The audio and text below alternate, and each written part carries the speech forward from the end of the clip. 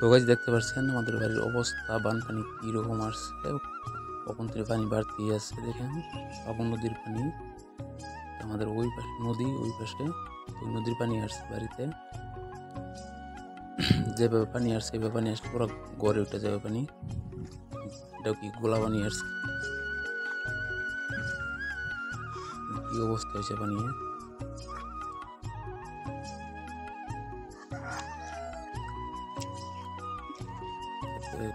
দেখতে পাচ্ছেন এখানে ধার যাচ্ছে পানির। সুপারি গাছ, এই গাছগুলো বেশি দিন থাকলে এরা মরে যাবে, বেশি দিন পানি থাকলে এই গাছগুলো মরে যাবে। এখানে ধার যাচ্ছে,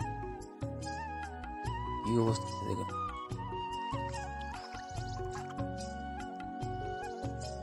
এখন তো বাড়তি আছে, যেভাবে বাড়ছে এভাবে বাড়লে মানে গড় উঠে যাবে, বেশি বাকি নাই।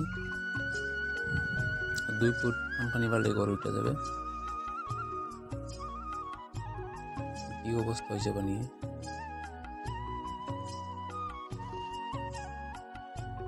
এখানে ছোট্ট একটা আম গাছ ছিল, ওইটা পানির তলে পড়ে গেছে। রাস্তার কতখানি পানি হয়ে গেছে, আর অল্প পারলে রাস্তার উপর দিয়ে পানি যাইব। কি অবস্থা হয়েছে।